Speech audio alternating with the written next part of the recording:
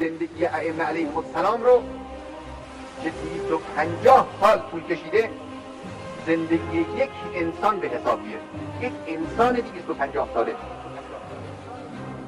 از هم جدا نیستن، كلهم نور واحد. اعوذ باللہ من الشیطان اللعین الرجیم. بسم اللہ الرحمن الرحیم. الحمد للہ رب العالمین والصلاة والسلام علی رسول اللہ وآلہ الطیبین الطاہرین المعصومین المظلومین. ایک بار پھر ہمیں جوائن کرنے کا بہت شکریہ. بندہ حقیر جلی حیدر آج اس سلسلے دروس کے چھٹے باب کے حوالے سے آپ کی خدمت میں حاضر ہے، اور یہ باب جو ہے وہ اسلام کی ایک عظیم ہستی کے حوالے سے جو ہے وہ مختص ہے، اور وہ ہستی کوئی نہیں بلکہ شریکت الحسین اور آپ کی خواہر بزرگوار اپنے باپ کی زینت اور ثانی زہرا سلام اللہ علیہ بی بی زینب کبریٰ سلام اللہ علیہ کے حوالے سے یہ باب مختص ہے. یقیناً بی بی زینب سلام اللہ علیہ کا شمار 14 معصومین میں سے نہیں ہوتا، لیکن آپ کیونکہ شریکت الحسین ہیں اور آپ کیونکہ ثانی زہرا ہیں، آپ کی عظمت معصومین سے کم نہیں، اور یہاں تک کہ آپ کی شخصیت کو اگر ہٹا دیا جائے تو ائمہ طاہرین کی 150 سالہ جدوجہد جو ہے وہ ناتمام رہ جاتی ہے.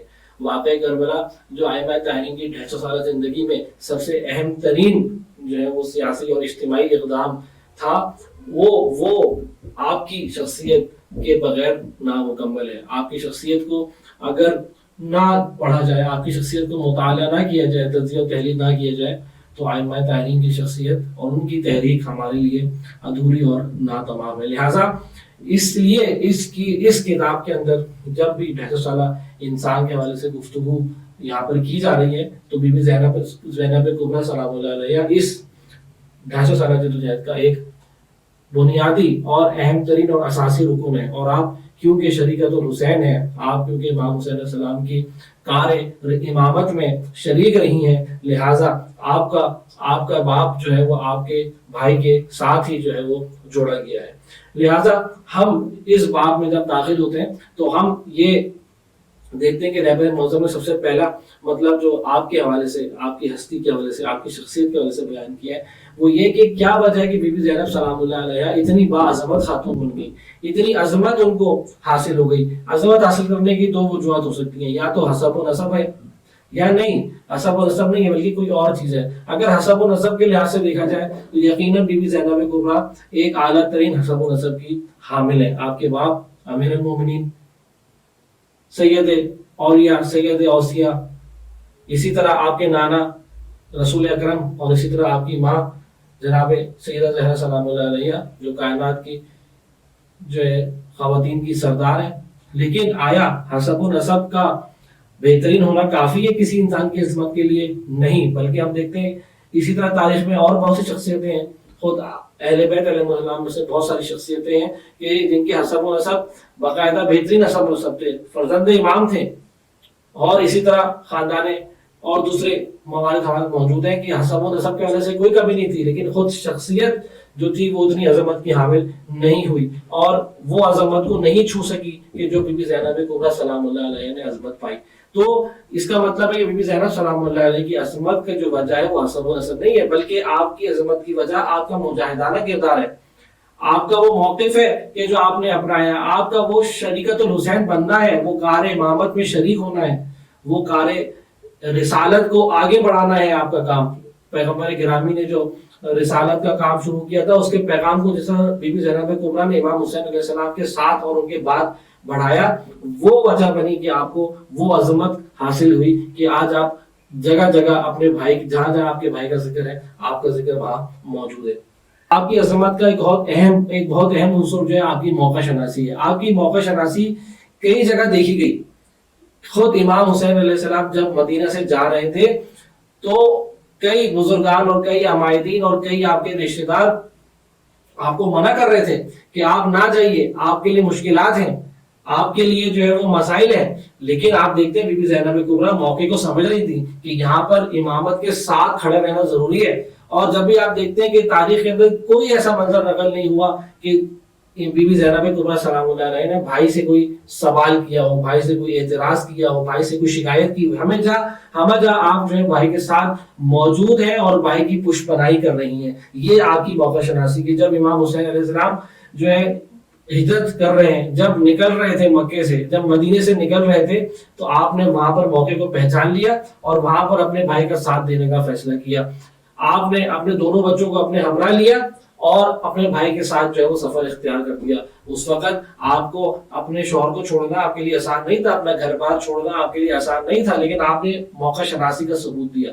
آپ نے اپنی ذمہ داری کو پہچانا اور آپ نے اس سنگین اور اہم کام کو دیکھا کہ جو امام حسین علیہ السلام نے اس کا بوجھ اٹھایا تھا. اس لیے آپ نے اپنے بھائی کے ساتھ آنے کا فیصلہ کیا اور آپ کی یہ بصیرت اور آپ کی یہ شجاعت رہتی دنیا تک جو ہے وہ قائم رہ گئی. اسی طرح ہم دیکھتے ہیں کہ روزے عاشورہ میں جو آپ کی موقع شناسی ہے، آپ نے کس طرح دیکھا کہ جب عاشور کے دن آپ کے دیکھا کہ شہادتیں ہو رہی ہیں اور امام حسین علیہ السلام پر جو ہے لمحہ بلمحہ مصائب کی شدت جو ہے بڑھتی جا رہی ہے. وہاں پر آپ بی بی زینب کبریٰ کا کردار دیکھیں، کتنا موجودہ گھر جو ہے آپ کا کردار ہے، کس طرح آپ اہم پیچیدہ موقعوں پر بھائی کو اگر سہارا دیتی ہیں اور یہ اس بات کا باعث بنتی ہیں کہ بھائی کی تسلی خاطر بنے، اور کس طرح آپ اپنے بچوں کو تیار کرتی ہیں اور اپنے بھائی کے فرزندوں کو تیار کرتی ہیں جام شہادت نوش کرنے کے لیے، مقام وغا کے لیے، جنگ کے لیے اور جہاد کے لیے، اور کس طرح آپ جو ہے وہ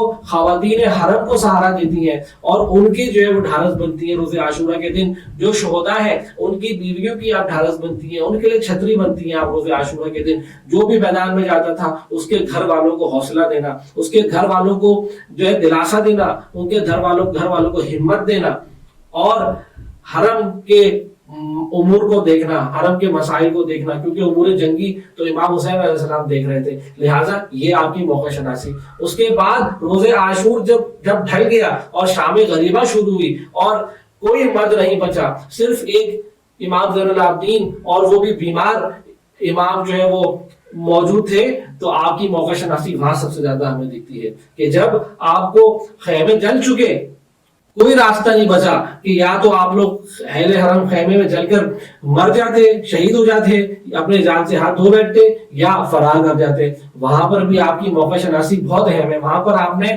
مقام ولایت کی معرفت کرائی تاریخ میں، اور آپ نے خود کوئی فیصلہ نہیں کیا بلکہ آپ گئی اپنے زمانے کے ولی کے پاس، اپنے زمانے کے امام کے پاس. حالانکہ مریض تھے، بیمار تھے، لیکن آپ نے ولایت کا پاس رکھا.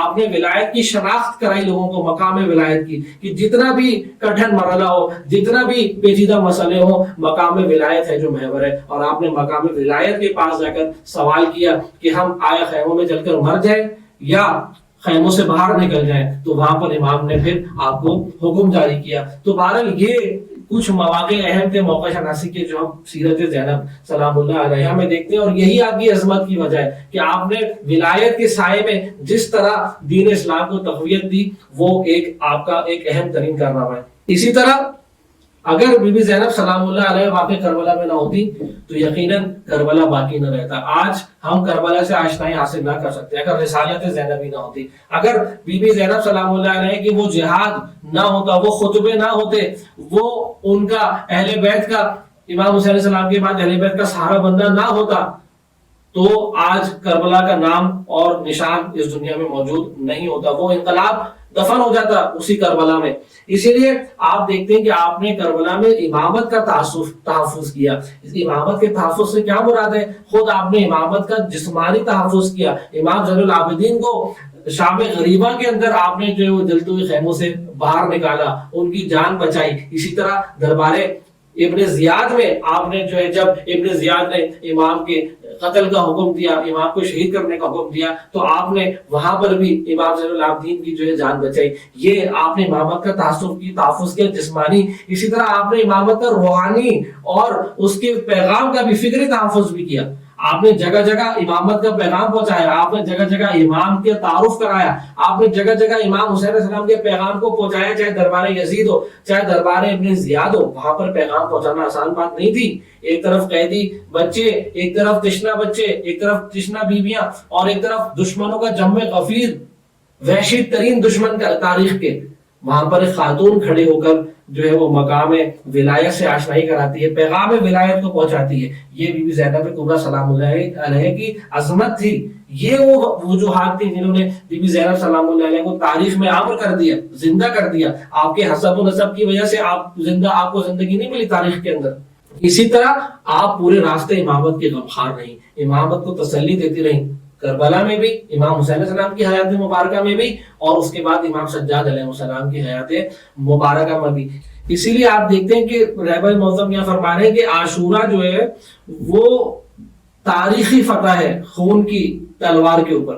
جس چیز نے اس ظاہری شکست کو، یعنی تلوار کی فتح کو خون پر الٹ کر دیا، برعکس کر دیا، یعنی اس ظاہری شکست کو فتح میں تبدیل کر دیا، یعنی خون کو فاتح کر دیا شمشیر پر، وہ کس نے کیا؟ وہ کردار زینبی تھا۔ امام حسین علیہ السلام نے شہادت دی، خون دیا، اور لیکن اس خون کو فتح کس نے دلوائی شمشیر کے اوپر؟ وہ بی بی زینب سلام اللہ علیہ کی ہستی ہے۔ جبھی آپ کو شریکت الحسین کے نام سے لقب سے پکارا گیا تاریخ کے اندر، علماء نے آپ کو شریکت الحسین کا درجہ دیا کہ آپ کے بغیر امام حسین علیہ السلام کی رسالت اور ان کی امامت، رسالت سے مراد پیغام پہنچانا، اور ان کی امامت اور ان کا جہاد ادھورا ہے۔ صرف یہی نہیں بلکہ امام بی بی زینب کبریٰ سلام اللہ علیہ نے اپنی جہاد سے ثابت کیا کہ اسلام کے اندر خاتون جو ہے کسی بھی لحاظ سے حاشیے پر نہیں ہے، کسی بھی لحاظ سے کنارہ کش نہیں ہے، بلکہ اسلام کے اندر خاتون ہے کہ اگر چاہے تو وہ میدان میں آ کے، سامنے آ کے اپنے آپ کو اظہار وجود کر سکتی ہے اور اسلام کی ستونوں کو بھی بچا سکتی ہے۔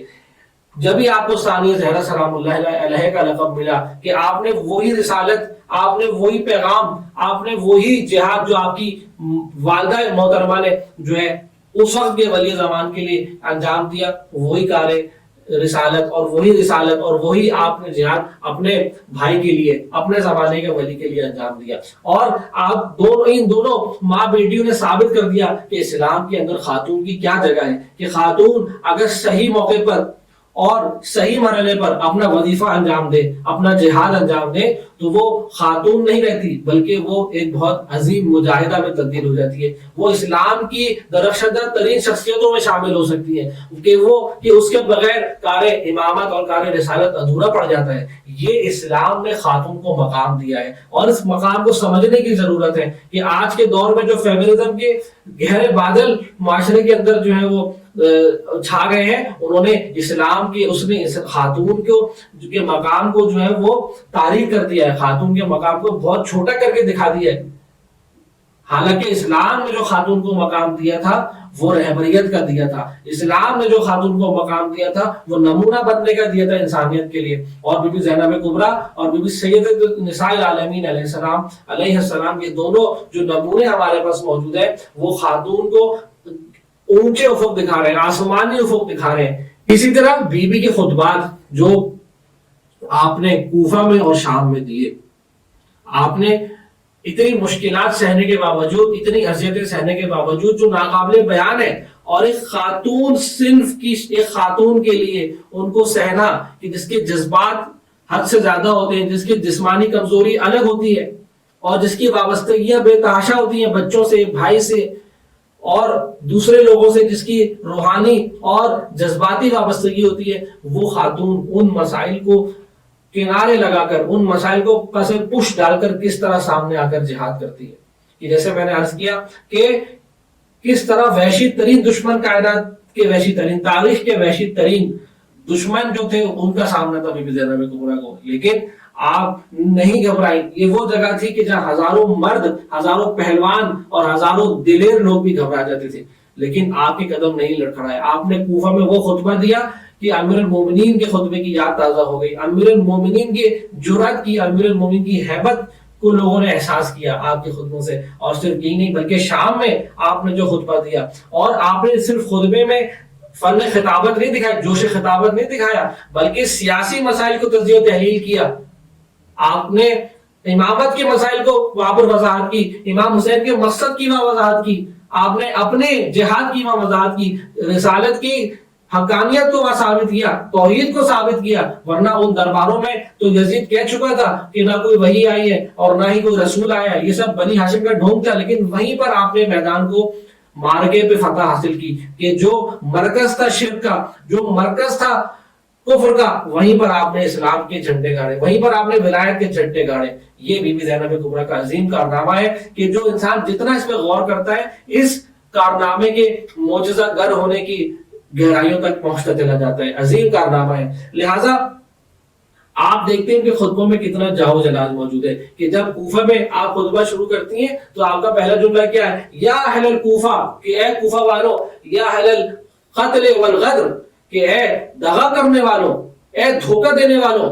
ये अंदाज़ खिताबत है बीबी ज़ैनब कुबरा का। ये खातून का अंदाज़ खिताबत है कि जितने इतने मसाइब सहे हैं, जितने अपने बच्चों की कुर्बानी, भाई की कुर्बानी, भांजों की, भतीजों की कुर्बानियां दी हैं, ये वो खातून है और ये वो उसका अंदाज़े कलाम है और ये उसकी जाओ हशा में इस चीज ने बीबी ज़ैनब कुबरा को अजमत दी और इस चीज ने बीबी ज़ैनब कुबरा को तारीख के अंदर जावेदा बना दिया। इसके बाद किताब के अंदर, इस बाब के अंदर रहबर मौज़म जो है बीबी ज़ैनब कुबरा के मरहले को खत्म करते हैं और इमाम सज्जाद अलैहिस्सलाम के उस दौर को कि जो आपने वाक़े करबला के बाद गुजारा, उसको पेश करते हैं। इमाम ज़ैनुल आबिदीन की अपनी दौरे इमामत को जो करबला के बाद आया है, उसको एक अलग बाब में, इसके बाद वाले बाब में रहबर मौज़म पेश करते हैं कि जो इंशाल्लाह कल से हमारे दूसरे मोहतरम आलिम दीन आपके सामने पेश करेंगे। लेकिन इसके बाद इस बाब के अंदर रहबर मौज़म इमाम सज्जाद का वो किरदार कि जो वाक़े करबला के बाद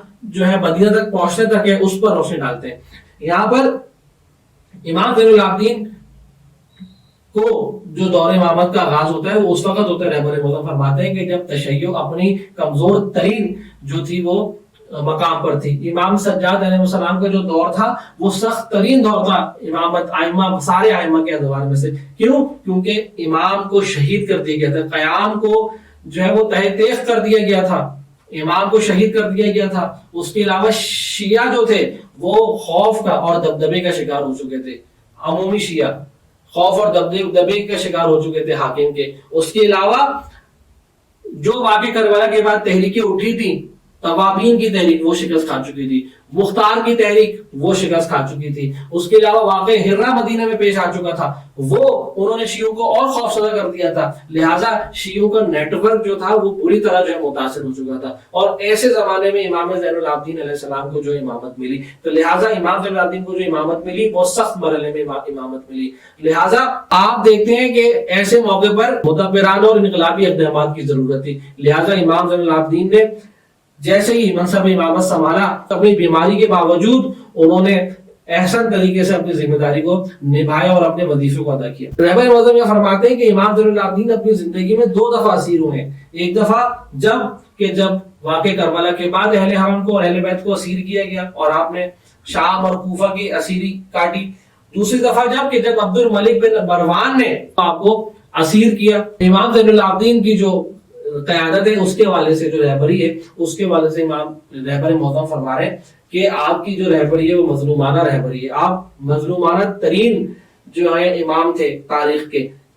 क्या वजह है? एक वजह यह है कि आप अपने दौर इमामत में, अपने हल्का अहबाब में, अपने हल्के में तना तरीन मर्द थे, आपके अलावा कोई और मर्द नहीं था। और सिर्फ ऐसा नहीं था कि आप तना थे, बल्कि नहीं, आप जंजीरों में जकड़े हुए थे, आप जो है कैद थे, आप कैद सलासिल थे। इसी तरह फिर भी आप देखते हैं कि आपके इनकलाबी इक़दामात तारीख में मौजूद है। ऐसा नहीं था कि अगर मजलूम थे और अगर कैदों में सलासिल में जकड़े हुए थे, जंजीरों से जकड़े हुए थे, बीमार थे, तो हम ये कहें कि नहीं, आप तो बीमार थे, आप तो मजलूम थे, लिहाजा आपने जो है कोई ऐसा इनकलाबी इक़दाम नहीं किया, बल्कि आपके खुतबात मौजूद हैं इब्न ज़ियाद के दरबार में। जब इब्न ज़ियाद ने आप पर कत्ल की जो है धमकी दी, तो आपने कहा कि आया तू मुझे कत्ल की धमकी देता है, आया तू मुझे कत्ल की धमकी देता है। इब्न ज़ियाद इस इस्तफाक दुश्मन को आपने जो आंखों में आंखें डाल के जो है वो धमकी दी और जवाब दिया। इसी तरह शाम के दरबार में यजीद के सामने आपने जो खुतबा दिया, औला इब्न मक्का व मदीना, और फिर आपने अहले बैत के जो तारुफ कराया, इमामत के जो तारुफ कराया, इमाम हुसैन अलैहिस्सलाम के जो तारुफ कराया, आपके शुजाना इक़दाम तारीख के अंदर रकम है।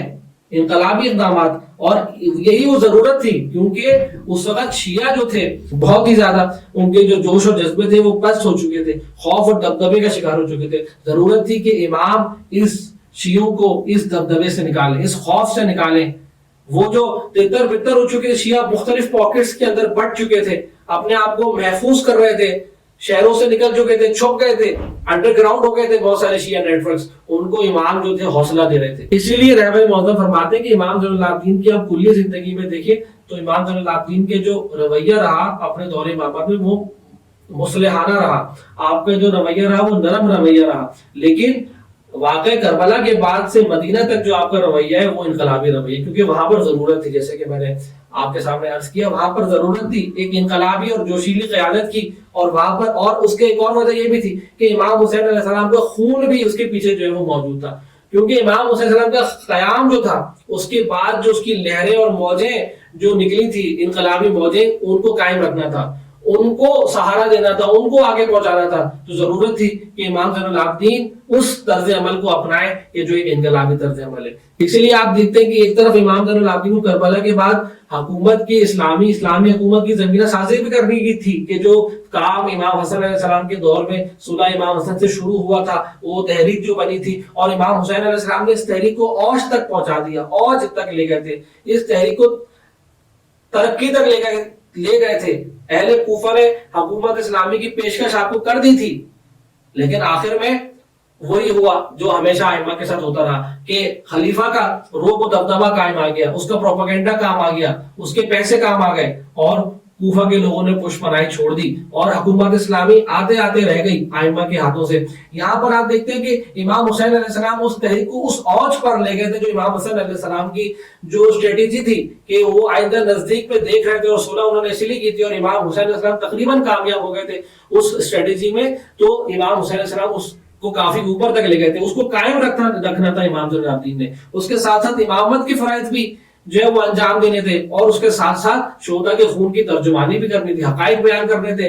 ہدف قیام عاشورہ بیان کرنا تھا, بنو امیہ کی خواصتیں, یزید کی خواصتیں بیان کرنی تھی, ان کے چہرے سے نقاب اتارنی تھی. وہی وقت تھا, اچھا موقع, سازگار موقع تھا کہ بنو امیہ کے جو مقدس جو لبادہ اڑا ہوا تھا اس سے جو ہے وہ چہرے کو اتارا جائے, نقاب کو. لہٰذا امام زین العابدین نے ان تینوں محاذوں پر جو ہے مقابلہ کیا, ان تینوں محاذوں پر جہاد کیا. اسی لیے آپ نے جو خطبے دیے شام کے دربار میں اور کوفہ میں, وہ انہی مطالب پر جو ہے وہ محیط ہیں. آپ کے جو خطبات کو اگر ہم دیکھتے ہیں تو آپ نے یہی بیان کیا, مقصد شہادت, مقصد قیام, اور کس شفاف طریقے سے اہل بیت علیہ السلام پر ظلم کیے گئے وہ آپ نے بیان کیا, تاکہ بنو امیہ کی کرتوت جو ہے لوگوں کے سامنے آئے. اس کے بعد رہبر فرماتے ہیں کہ واقع کربلا کے بعد جو دور تھا وہ اختناق کا دور تھا. تشیع اس دور میں سب سے زیادہ کمزور تھی, جیسے کہ میں نے عرض کیا, جو نیٹ ورکس تھے وہ انڈر گراؤنڈ چلے گئے تھے, جو اس سے پہلے نیٹ ورکس تھے وہ توڑ دیے گئے تھے کوفہ کے اندر ابن زیاد کی طرف سے, عبائدین کو شہید کر دیا گیا تھا, جو باقی جو سیٹ اپس تھے وہ توابین کے قیام میں جو ہے وہ شہید ہو گئے تھے. اس کے علاوہ مختار کا قیام آیا, مختار کا قیام کچھ عرصے بعد شکست کھا گیا. ابراہیم ابن مالک اس طرح سے عبائدین جو تھے وہ شہید ہو چکے تھے. لہٰذا اسی طرح واقع حرہ مدینہ میں پیش آ چکا تھا. لہٰذا شیعہ جو تھے وہ انڈر گراؤنڈ چلے گئے تھے, شیعہ جو تھے وہ خوف کا شکار ہو گئے تھے. جو چھوٹے موٹے پاکٹس بچے تھے وہ اپنی بقا کی جنگ لڑ رہے تھے. لیکن رہبر معظم فرما رہے ہیں کہ بالکل ایسا نہیں تھا کہ سارے نیٹ ورکس ختم ہو گئے تھے, پھر بھی چھوٹی موٹی جو تھی وہ نیٹ ورکس موجود تھے, اور اس کو لے کر امام زین العابدین نے جو ہے وہ اپنی تحریک کا آغاز کیا اور اپنے بابا کی تحریک کو جاری رکھا. جیسے کہ مثال کے طور سے جب یہ اہل حرم کوفہ پہنچتے ہیں اور ابن زیاد کے زندان میں موجود ہے تو وہاں زندان میں ایک پتھر آ کے گرتا ہے, اور جب اس پتھر کو اٹھا کے دیکھا جاتا ہے تو اس میں ایک کاغذ ہوتا ہے کہ جس پہ لکھا ہوتا ہے کہ ابن زیاد نے روانہ کیا ہے ایک سفیر کو شام, اور آپ کے لیے جو ہے اس نے حکم پوچھا ہے خلیفہ سے کہ آیا, حاکم سے کہ آیا آپ کو شام بھیج دیا جائے یا آپ کو جو ہے شہید کر دیا جائے. تو اس میں نیچے لکھا تھا کہ جو بھی حکم ہوگا وہ آپ کو ابلاغ کر دیا جائے گا. اگر کل رات کو فلاں وقت اذان کی آواز آپ سنیں یا تکبیر کی آواز آپ سنیں تو اس کا مطلب یہ کہ آپ کو شہید کرنے کا حکم آ گیا ہے. یعنی آپ دیکھ رہے ہیں کہ ایسے نیٹ ورک جن کی دربار میں بھی رسائی موجود ہے, خبریں ان تک مل رہی ہیں, اور ان کی زندان تک بھی رسائی موجود ہے. اتنے بااثر نیٹ ورکس موجود تھے, اتنے جو ہے آرگنائزڈ نیٹ ورکس موجود تھے, لیکن وہ انڈر گراؤنڈ چلے گئے تھے. اسی طرح آپ دیکھتے ہیں کہ جب اہل بیت علیہ السلام کا قافلہ کوفہ پہنچتا ہے اور ان کو اس صورت میں جو ہے وہ لایا جاتا ہے کوفہ, تو وہاں پر حضرت عبداللہ ابن عفیف آتے ہیں اور کھلم کھلا اعتراض کرتے ہیں ابن زیاد کی دربار میں, اور وہاں پر جو ہے اہل بیت علیہ السلام کی حمایت کرتے ہیں دو لوگ, اور ان کو اس حمایت میں جو ہے شہید کر دیا جاتا ہے. اس کا مطلب لوگ موجود تھے, پھر بھی نیٹ ورکس موجود تھے, اور تشیع جو تھی بالکل ایسا نہیں تھا کہ ختم ہو چکی تھی یا بالکل ہی ختم, اس کے نیٹ ورک ختم ہو چکے تھے. لہٰذا امام زین العابدین کا دور تشیع کا سخت ترین دور تھا, اور یہاں سے آپ نے جو ہے اپنی ذمہ داری کو شروع کیا, اور آپ نے وہ تحریک جو آپ کے بابا نے جو ہے وہ اس کو اوج پر چھوڑا تھا, اور اس سے پہلے آپ کے بابا کے بھائی امام حسن علیہ السلام نے اس تحریک کو شروع کیا تھا, بنیاد ڈالی تھی. حکومت اسلامی کو جب تحریک میں کنورٹ کیا تھا, تو اس تحریک کو امام زین العابدین نے کس مشکل سے اور کس پیچیدہ حالت میں آگے بڑھایا. انشاءاللہ آپ کے جو آپ سے مختص باب ہے, اس کا اگلا باب, اس میں انشاءاللہ آپ لوگ ان سارے مراحل کو سنیں گے. جب تک کے لیے ہمیں اجازت دیجیے, ہمیں اگلے اس کے لیے جوائن کرنا نہ بھولیے گا. اپنے فیڈ بیک اور کمنٹ سے ہمیں آگاہ کرتے رہیے گا. بندے اخیر جلی حیدر کو اگلی دفعہ کے لیے اجازت دیجیے. والسلام علیکم ورحمۃ اللہ وبرکاتہ. زندگی ائمه علیهم السلام رو که 250 سال طول کشیده زندگی یک انسان به حساب بیارید.